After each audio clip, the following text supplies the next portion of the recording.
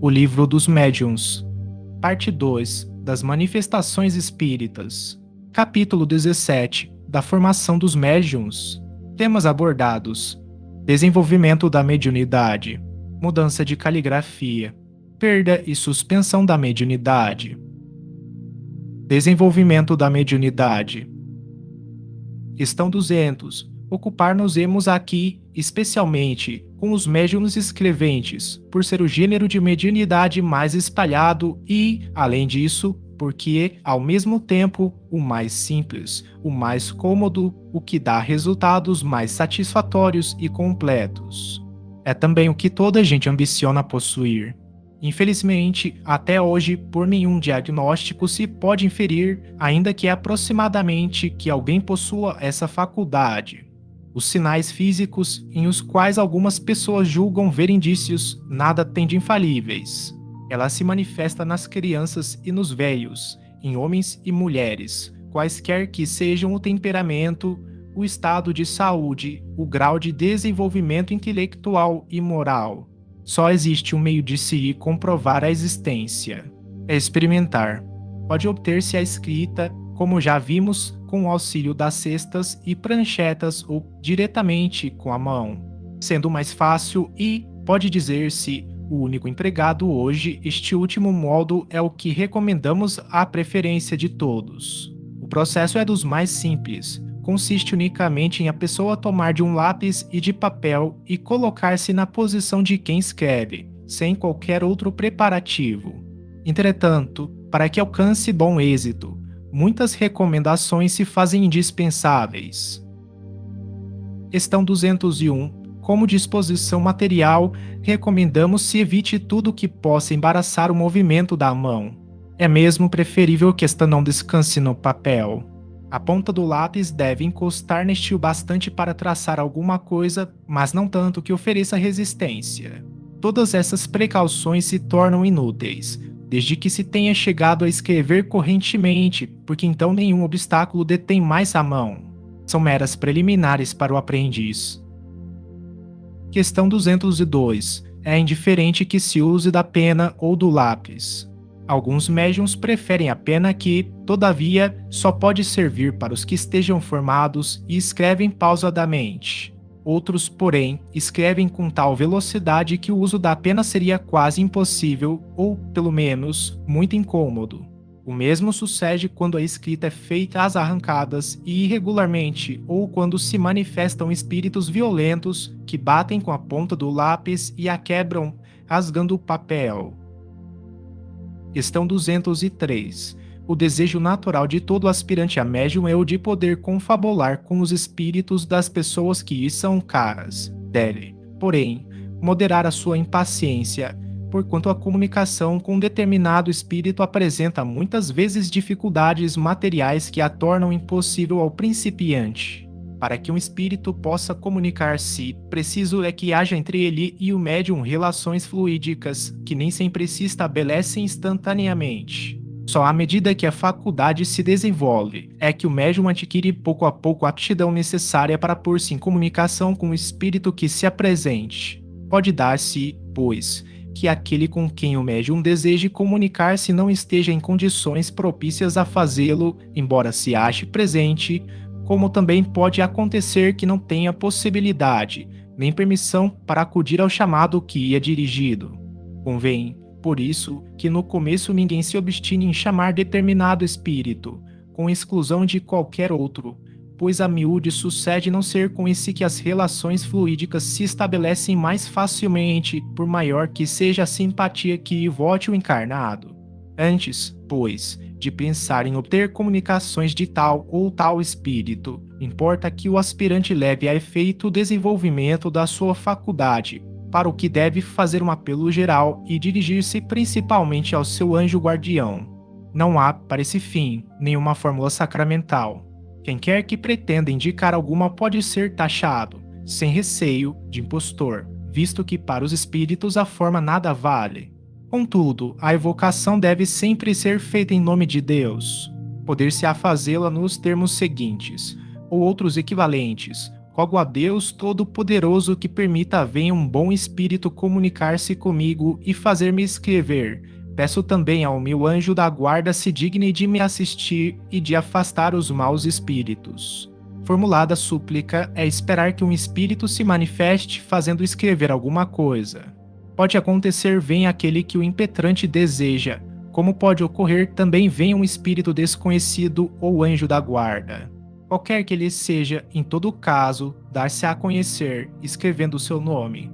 Mas então apresenta-se a questão da identidade, uma das que mais experiência requerem, por isso que poucos principiantes haverá que não estejam expostos a serem enganados. Dela trataremos adiante em capítulo especial.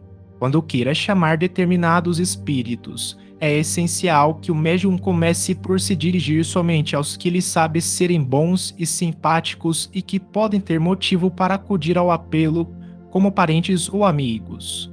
Neste caso, a evocação pode ser formulada assim: em nome de Deus Todo-Poderoso, peço que tal espírito se comunique comigo. Ou então, peço a Deus Todo-Poderoso permita que tal espírito se comunique comigo. Ou qualquer outra fórmula que corresponda ao mesmo pensamento. Não é menos necessário que as primeiras perguntas sejam concebidas de tal sorte que as respostas possam ser dadas por um sim ou não, como por exemplo: Sazai, queres responder-me? Podes fazer-me escrever, etc. Mais tarde essa precaução se torna inútil. No princípio, trata-se de estabelecer assim uma relação. O essencial é que a pergunta não seja fútil, não diga respeito a coisas de interesse particular e, sobretudo, seja a expressão de um sentimento de benevolência e simpatia para com o espírito a quem é dirigida. Veja-se adiante o capítulo especial sobre as evocações. Questão 204. Coisa ainda mais importante a ser observada do que o modo da evocação são a calma e o recolhimento, juntos ao desejo ardente e à firme vontade de conseguir-se o intuito. Por vontade, não entendemos aqui uma vontade efêmera que age com intermitências e que outras preocupações interrompem a cada momento, mas uma vontade séria, perseverante, contínua, sem impaciência, sem febricitação. A solidão, o silêncio e o afastamento de tudo que possa ser causa de distração favorecem o recolhimento. Então, uma só coisa resta a fazer: renovar todos os dias a tentativa por 10 minutos ou um quarto de hora, no máximo de cada vez, durante 15 dias, um mês, 2 meses e mais, se for preciso. Conhecemos médiums que só se formaram depois de 6 meses de exercício, ao passo que outros escrevem correntemente logo da primeira vez. Questão 205. Para se evitarem tentativas inúteis, pode consultar-se, por outro médium, um espírito sério e adiantado. Deve, porém, notar-se que, quando alguém inquire dos espíritos se é médium ou não, eles quase sempre respondem afirmativamente, o que não impede que os ensaios resultem frutíferos. Isso se explica naturalmente. Desde que se faça ao espírito uma pergunta de ordem geral, ele responde de modo geral. Ora, como se sabe, nada é mais elástico do que a faculdade mediúnica, pois que pode apresentar-se sob as mais variadas formas e em graus muito diferentes. Pode, portanto, uma pessoa ser médium sem dar por isso e num sentido diverso daquele que imagina. A esta pergunta vaga, sou médium? O espírito pode responder sim. A esta outra mais precisa, sou médium escrevente? Pode responder não. Deve também levar-se em conta a natureza do espírito a quem é feita a pergunta. Aos tão levianos e ignorantes que respondem a torto e a direito, como verdadeiros estúrdios. Por isso aconselhamos se dirija o interrogante a espíritos esclarecidos, que, geralmente, respondem de boa vontade a essas perguntas e indicam o melhor caminho a seguir-se, desde que haja a possibilidade de bom êxito. Questão 206. O meio que muito frequentemente dá bom resultado consiste em empregar-se, como auxiliar de ocasião, um bom médium escrevente, maleável, já formado, pondo-lhe a mão ou os dedos sobre a mão do que deseja escrever. Raro é que este último não faça imediatamente. Compreende-se o que em tal circunstância se passa. A mão que segura o lápis se torna, de certo modo, um apêndice da mão do médium, como seria uma cesta ou uma prancheta. Isto, porém, não impede que esse exercício seja muito útil quando é possível empregá-lo, visto que, repetido a miúde e regularmente, ajuda a vencer o obstáculo material e provoca o desenvolvimento da faculdade. Algumas vezes, basta mesmo que o médium magnetize, com essa intenção, a mão e o braço daquele que quer escrever. Não raro até limitando-se o magnetizador a colocar a mão no ombro daquele, temo-o visto escrever prontamente sob essa influência. Idêntico efeito pode também produzir-se sem nenhum contato, apenas por ato da vontade do auxiliar. Concebe-se facilmente que a confiança do magnetizador no seu poder para produzir tal resultado há de aí desempenhar papel importante e que o magnetizador incrédulo fracassão ou nenhuma exercerá. O concurso de um guia experimentado é, além disso, muito útil, às vezes, para apontar ao principiante uma porção de precauçõezinhas que ele frequentemente despreza em detrimento da rapidez de seus progressos. Sobretudo é para esclarecê-lo sobre a natureza das primeiras questões e sobre a maneira de propô-las. Seu papel é o de um professor, que o aprendiz dispensará logo que esteja bem habilitado. Questão 207. Outro meio que também pode contribuir fortemente para desenvolver a faculdade consiste em reunir-se certo número de pessoas, todas animadas do mesmo desejo e comungando na mesma intenção. Feito isso, todas simultaneamente, guardando absoluto silêncio e num recolhimento religioso, tentem escrever, apelando cada um para o seu anjo da guarda ou para qualquer espírito simpático. Ou, então, uma delas poderá dirigir, sem designação especial e por todos os presentes, um apelo aos bons espíritos em geral, dizendo, por exemplo, em nome de Deus Todo-Poderoso, pedimos aos bons espíritos que se dignem de comunicar-se por intermédio das pessoas aqui presentes. É raro que entre estas não haja algumas que deem prontos sinais de mediunidade, ou que até escrevam correntemente em pouco tempo. Compreende-se o que em tal caso ocorre. Os que se reúnem com um intento comum formam um todo coletivo, cuja força e sensibilidade se encontram acrescidas por uma espécie de influência magnética que auxilia o desenvolvimento da faculdade. Entre os espíritos atraídos por esse concurso de vontades estarão, provavelmente, alguns que descobrirão nos assistentes o instrumento que lhes convenha. Se não for este, será outro, e eles se aproveitarão desse. Este meio deve, sobretudo, ser empregado nos grupos espíritas a que faltam médiuns ou que não os possuam em número suficiente. Questão 208. Tem-se procurado processos para a formação dos médiuns, como se tem procurado diagnósticos, mas até hoje nenhum conhecemos mais eficaz do que os que indicamos. Na persuasão de ser uma resistência de ordem toda material ou obstáculo que encontra o desenvolvimento da faculdade, algumas pessoas pretendem vencê-la por meio de uma espécie de ginástica quase deslocadora do braço e da cabeça. Não descrevemos esse processo, que nos vem do outro lado do Atlântico, não só porque nenhuma prova possuímos da sua eficiência, como também pela convicção que nutrimos de que há de oferecer perigo para os de compleição delicada pelo abalo do sistema nervoso. Se não existirem rudimentos da faculdade, nada poderá produzi-los, nem mesmo a eletrização, que já foi empregada, sem êxito, com o mesmo objetivo. Questão 209. No médium aprendiz, a fé não é a condição rigorosa, sem dúvida lhe secunda os esforços, mas não é indispensável, a pureza de intenção, o desejo e a boa vontade bastam. Tem-se visto pessoas inteiramente incrédulas ficarem espantadas de escrever a seu mau grado, enquanto crentes sinceros não conseguem, o que prova que esta faculdade se prende a uma disposição orgânica.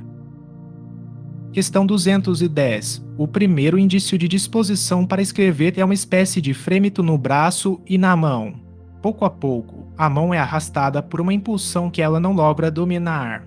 Muitas vezes, não traça senão riscos insignificantes. Depois, os caracteres se desenham cada vez mais nitidamente e a escrita acaba por adquirir a rapidez da escrita ordinária. Em todos os casos, deve-se entregar a mão ao seu movimento natural e não oferecer resistência, nem propeli-la. Alguns médiums escrevem desde o princípio correntemente com facilidade, às vezes mesmo desde a primeira sessão, o que é muito raro. Outros, durante muito tempo, traçam riscos e fazem verdadeiros exercícios caligráficos. Dizem os espíritos que é para lhes soltar a mão. Prolongando-se demasiado esses exercícios, ou degenerando na grafia de sinais ridículos, não há duvidar de que se trata de um espírito que se diverte, porquanto os bons espíritos nunca fazem nada que seja inútil. Nesse caso, cumpre redobrar de fervor no apelo à assistência destes. Se, apesar de tudo, nenhuma alteração houver, deve o médium parar, uma vez reconheça que nada de sério obtém. A tentativa pode ser feita todos os dias, mas convence-se aos primeiros sinais equívocos, a fim de não ser dada satisfação aos espíritos zombeteiros. A estas observações acrescenta um espírito, a médiuns cuja faculdade não pode produzir senão esses sinais. Quando, ao cabo de alguns meses, nada mais obtém do que coisas insignificantes, ora um sim, ora um não, ou letras sem conexão, é inútil continuarem, será gastar papel em pura perda. São médiuns, mas médiuns improdutivos. Demais, as primeiras comunicações obtidas devem considerar-se meros exercícios, tarefa que é confiada a espíritos secundários. Não se lhes deve dar muita importância, visto que procedem de espíritos empregados, por assim dizer, como mestres de escrita, para desembaraçarem o médium principiante. Não criais sejam alguma vez espíritos elevados os que se aplicam a fazer com o médium esses exercícios preparatórios. Acontece, porém, que, se o médium não colima um fim sério, esses espíritos continuam e acabam por se ligarem. Quase todos os médiums passaram por este cadinho para se desenvolver, cabe-lhes fazer o que seja preciso para captar a simpatia dos espíritos verdadeiramente superiores. Questão 211. O escolho com que topa a maioria dos médiuns principiantes é o de terem de haver-se com espíritos inferiores e devem dar-se por felizes quando são apenas espíritos levianos. Toda atenção precisam por em que tais espíritos não assumam predomínio, porquanto, acontecendo isso, nem sempre lhes será fácil desembaraçar-se deles. É ponto este de tal modo capital, sobretudo em começo, que, não sendo tomadas as precauções necessárias, podem perder-se os frutos das mais belas faculdades. A primeira condição é colocar-se o médium, com fé sincera, sob a proteção de Deus e solicitar a assistência do seu anjo da guarda, que é sempre bom, ao passo que os espíritos familiares, por simpatizarem com as suas boas ou más qualidades, podem ser levianos ou mesmo maus. A segunda condição é aplicar-se, com meticuloso cuidado, a reconhecer, por todos os indícios que a experiência faculta, de que natureza são os primeiros espíritos que se comunicam e dos quais manda a prudência sempre se desconfie. Se forem suspeitos esses indícios, dirigir fervoroso apelo ao seu anjo da guarda e repelir, com todas as forças, o mau espírito, provando-lhe que não conseguirá enganar, a fim de que ele desanime. Por isso é que indispensável se faz o estudo prévio da teoria para todo aquele que queira evitar os inconvenientes peculiares à experiência. A este respeito, instruções muito desenvolvidas se encontram nos capítulos da obsessão e da identidade dos espíritos. Limitar-nos-emos aqui a dizer que, além da linguagem, podem considerar-se provas infalíveis da inferioridade dos espíritos, todos os sinais, figuras, emblemas inúteis ou pueris, toda escrita extravagante, irregular, intencionalmente torturada, de exageradas dimensões, apresentando formas ridículas e desusadas. A escrita pode ser muito má, mesmo pouco legível, sem que isso tenha o que quer que seja de insólito, porquanto é mais questão do médium que do espírito. Temos visto médiuns de tal maneira enganados que medem a superioridade dos espíritos pelas dimensões das letras e que ligam grande importância às letras bem talhadas, como se foram letras de imprensa, puerilidade evidentemente incompatível com a superioridade real. Questão 212. Se é importante não cair o médium, sem o querer, na dependência dos maus espíritos, ainda mais importante é que não caia por espontânea vontade. Preciso, pois, se torna aqui moderado o desejo de escrever não o leve a considerar indiferente dirigir-se ao primeiro que apareça, salvo para mais tarde se livrar dele, caso não convenha, por isso que ninguém pedirá impunemente, seja para o que for, a assistência de um mau espírito, o qual pode fazer que o imprudente lhe pague caros serviços. Algumas pessoas, na impaciência de verem desenvolver-se em si as faculdades mediúnicas, desenvolvimento que consideram muito demorado, se lembram de buscar o auxílio de um espírito qualquer, ainda que mau, contando despedi-lo logo. Muitas são tido plenamente satisfeitos seus desejos e escrito imediatamente, porém o espírito, pouco se incomodando com ter sido chamado na pior das hipóteses, menos dócil se mostrou em ir-se do que em vir. Diversas conhecemos que foram punidas da presunção de se julgarem bastante fortes para afastá-los quando quisessem, por anos de obsessões de toda espécie, pelas mais ridículas mistificações, por uma fascinação tenaz e, até por desgraças materiais e pelas mais cruéis decepções. O espírito se mostrou, a princípio, abertamente mau, depois hipócrita, a fim de fazer crer na sua conversão ou no pretendido poder do seu subjugado, para repeli-lo à vontade. Questão 213. A escrita é algumas vezes legível, as palavras e as letras bem destacadas, mas, com certos médiuns, é difícil que outrem, a não ser ele, a decifre antes de haver adquirido o hábito de fazê-lo. É formada, frequentemente, de grandes traços, os espíritos não costumam economizar papel. Quando uma palavra ou uma frase é quase de todo ilegível, pede-se ao espírito que consinta em recomeçar, ao que ele em geral aquece de boa vontade. Quando a escrita é habitualmente ilegível, mesmo para o médium, este chega quase sempre a obtê-la mais nítida por meio de exercícios frequentes e demorados, pondo nisso uma vontade forte e rogando com fervor ao espírito que seja mais correto. Alguns espíritos adotam sinais convencionais que passam a ser de uso nas reuniões do costume, para assinalarem que uma pergunta lhes desagrada e que não querem responder a ela, fazem, por exemplo, um risco longo ou coisa equivalente. Quando o espírito conclui o que tinha a dizer, ou não quer continuar a responder, a mão fica imóvel e o médium, quaisquer que sejam seu poder e sua vontade, não obtém nem mais uma palavra. Ao contrário, enquanto o espírito não conclui, o lápis se move sem que seja possível à mão detê-lo. Se o espírito quer espontaneamente dizer alguma coisa, a mão toma convulsivamente o lápis e se põe a escrever sem poder obstar a isso. O médium, aliás, sente quase sempre em si alguma coisa que indica ser momentânea a parada ou ter o espírito concluído. É raro que não sinta o afastamento deste último. Estas as explicações essenciais que temos para ministrar no tocante ao desenvolvimento da psicografia.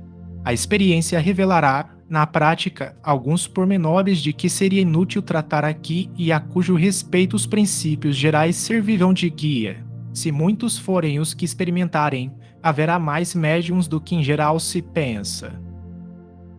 Questão 214. Tudo o que acabamos de dizer se aplica à escrita mecânica. É a que todos os médiuns procuram, com razão, conseguir. Porém, raríssimo é o mecanismo puro a ele se acha frequentemente associada, mais ou menos, à intuição. Tendo consciência do que escreve, o médium é naturalmente levado a duvidar da sua faculdade. Não sabe se o que lhe sai do lápis vem do seu próprio ou de outro espírito. Não tem absolutamente que se preocupar com isso e, nada obstante, deve prosseguir. Se observar a si mesmo com atenção, facilmente descobrirá no que escreve uma porção de coisas que lhe não passavam pela mente e que até são contrárias às suas ideias. prova evidente de que tais coisas não provêm do seu espírito. Continue, portanto, e, com a experiência, a dúvida se dissipará.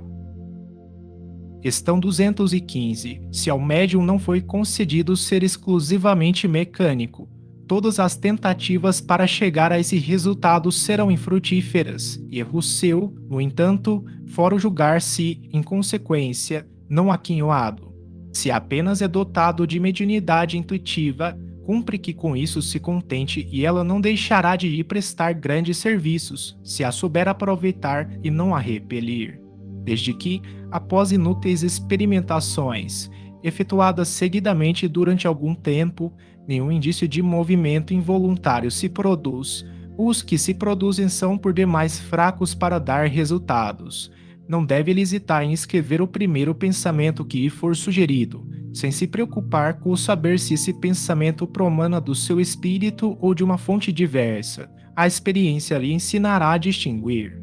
Aliás, é frequente acontecer que o movimento mecânico se desenvolva ulteriormente. Dissemos acima haver casos em que é indiferente saber o médium se o pensamento vem de si próprio ou de outro espírito. Isso ocorre quando, sendo ele puramente intuitivo ou inspirado, executa por si mesmo um trabalho de imaginação. Pouco importa atribua a si próprio um pensamento que lhe foi sugerido, se lhe acodem boas ideias. Agradeça ao seu bom gênio, que não deixará de lhe sugerir outras. Tal é a inspiração dos poetas, dos filósofos e dos sábios.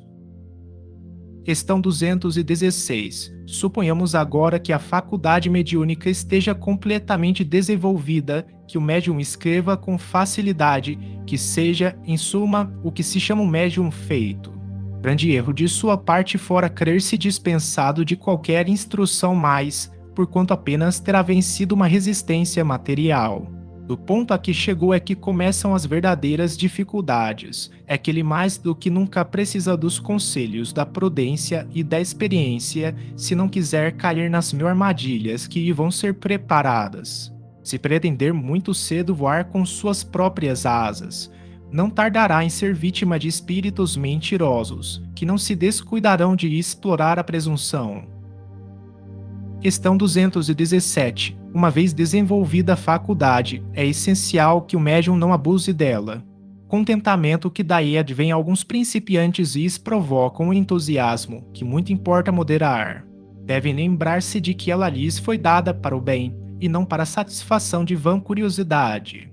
Convém, portanto, que só se utilizem dela nas ocasiões oportunas, e não a todo momento. Não existando os espíritos ao dispor a toda hora, correm o risco de serem enganados por mistificadores.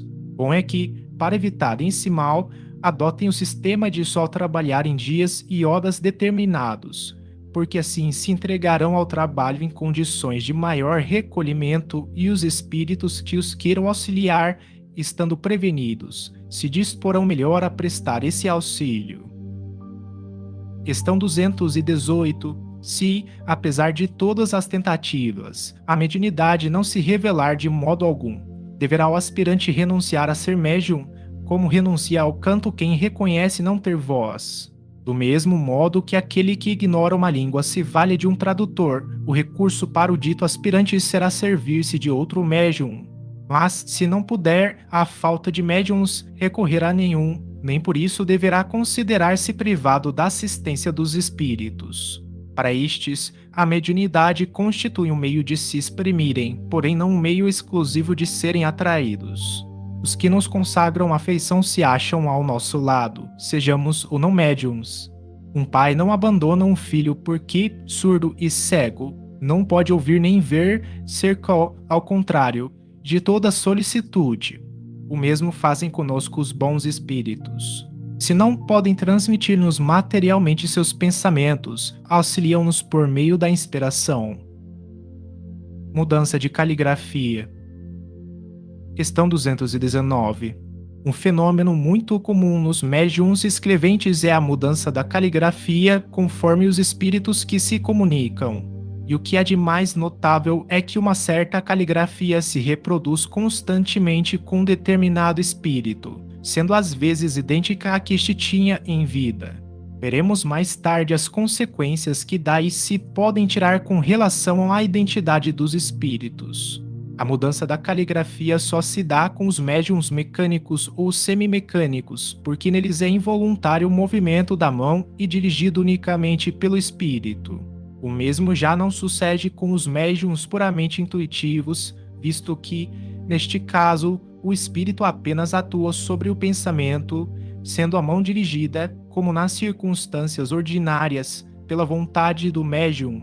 Mas a uniformidade da caligrafia, mesmo tratando-se de um médium mecânico, nada absolutamente prova contra a sua faculdade, porquanto a variação da forma da escrita não é condição absoluta na manifestação dos espíritos, deriva de uma aptidão especial, de que nem sempre são dotados os médiums, ainda os mais mecânicos. Aos que a possuem damos a denominação de médiums polígrafos. Perda e suspensão da mediunidade. Questão 220. A faculdade mediúnica está sujeita a intermitências e a suspensões temporárias, quer para as manifestações físicas, quer para a escrita. Damos a seguir as respostas que obtivemos dos espíritos a algumas perguntas feitas sobre este ponto. Primeira, podem os médiuns perder a faculdade que possuem?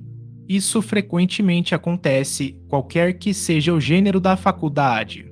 Mas também, muitas vezes, apenas se verifica uma interrupção passageira que cessa com a causa que a produziu. Segunda, estará no esgotamento do fluido a causa da perda da mediunidade? Seja qual for a faculdade que o médium possua, ele nada pode sem o concurso simpático dos espíritos. Quando nada mais obtém, nem sempre é porque lhe falta faculdade, isso não raro se dá porque os espíritos não mais querem ou podem servir-se dele. Terceira, que é o que pode causar o abandono de um médium por parte dos espíritos. O que mais influi para que assim procedam os bons espíritos é o uso que o médium faz da sua faculdade. Podemos abandoná-lo quando dela se serve para coisas frívolas ou com propósitos ambiciosos, quando se nega a transmitir as nossas palavras ou os fatos por nós produzidos, aos encarnados que para ele apelam ou que têm necessidade de ver para se convencerem. Este dom de Deus não é concedido ao médium para seu deleite e, ainda menos, para a satisfação de suas ambições, mas para o fim da sua melhora espiritual e para dar a conhecer aos homens a verdade. Se o espírito verifica que o médium já não corresponde às suas vistas e já não aproveita das instruções nem dos conselhos que lhe dá, afasta-se em busca de um protegido mais digno. Quarta, não pode o espírito que se afasta ser substituído e, neste caso, não se conceberia a suspensão da faculdade. Espíritos não faltam que outra coisa não desejam senão comunicar-se e que, portanto, estão sempre prontos a substituir os que se afastam, mas, quando o que abandona o médium é um espírito bom, pode suceder que o seu afastamento seja apenas temporário, para privá-lo, durante certo tempo, de toda a comunicação, a fim de lhe provar que a sua faculdade não depende dele, médium, e que, assim, razão não há para dela se vangloriar. Essa impossibilidade temporária também serve para dar ao médium a prova de que ele escreve sob uma influência estranha, pois, de outro modo, não haveria intermitências. Em suma, a interrupção da faculdade nem sempre é uma punição, demonstra às vezes a solicitude do espírito para com o médium a quem consagra a afeição, tendo por objetivo proporcionar-lhe um repouso material de que o julgou necessitado, caso em que não permite que outros espíritos o substituam.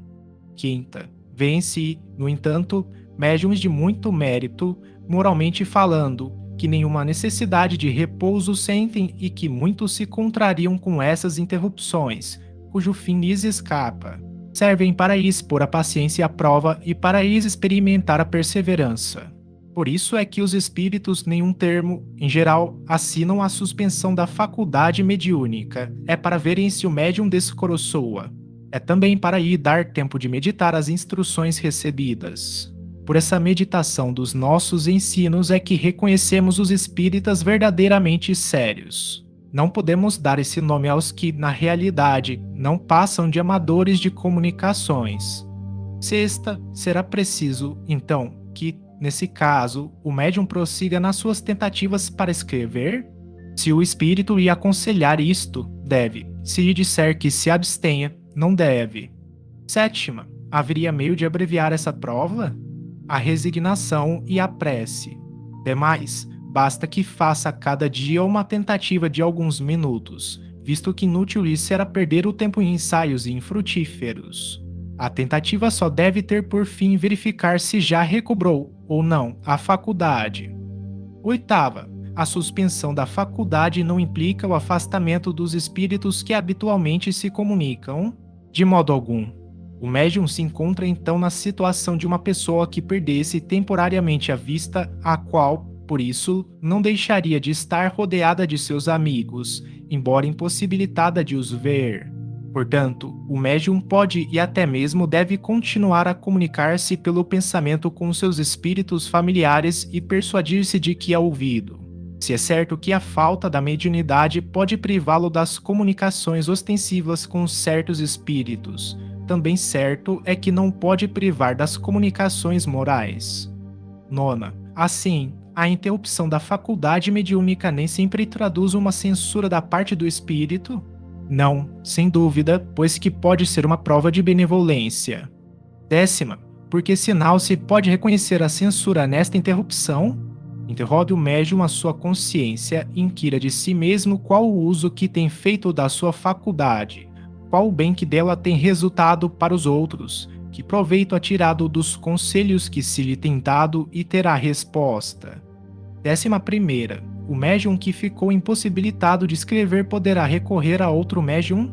Depende da causa da interrupção, que tem por fim, a miúde, deixar-vos algum tempo sem comunicações, depois de vos terem dado conselhos, a fim de que vos não habitueis a nada fazer senão com o nosso concurso.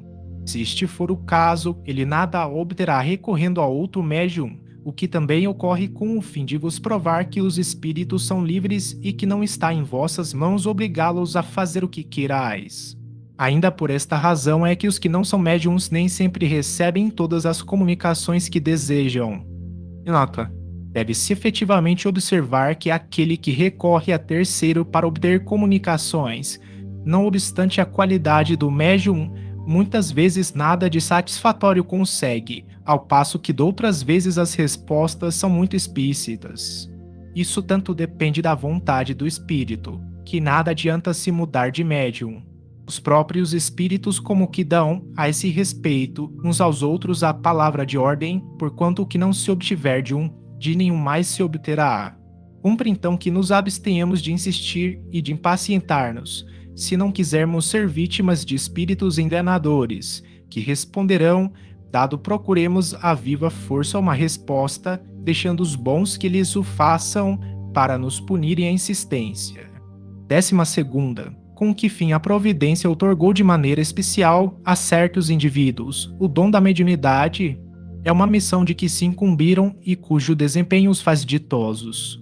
São os intérpretes dos espíritos com os homens. 13ª, entretanto, médiuns a que manifestam repugnância ao uso de suas faculdades. São médiuns imperfeitos, desconhecem o valor da graça que lhes é concedida. 14ª, se é uma missão, como se explica que não constitua privilégio dos homens de bem e que semelhante faculdade seja concedida a pessoas que nenhuma estima merecem e que dela podem abusar?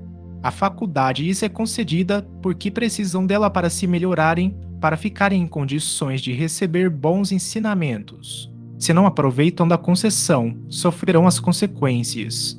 Jesus não pregava de preferência aos pecadores, dizendo ser preciso dar àquele que não tem. 15ª. As pessoas que desejam muito escrever como médiuns e que não conseguem, poderão concluir daí alguma coisa contra si mesmas no tocante à benevolência dos espíritos para com elas? Não, pois pode dar-se que Deus lhe haja negado essa faculdade, como negado tenha o dom da poesia ou da música. Porém, se não forem objeto desse favor, podem ter sido de outros.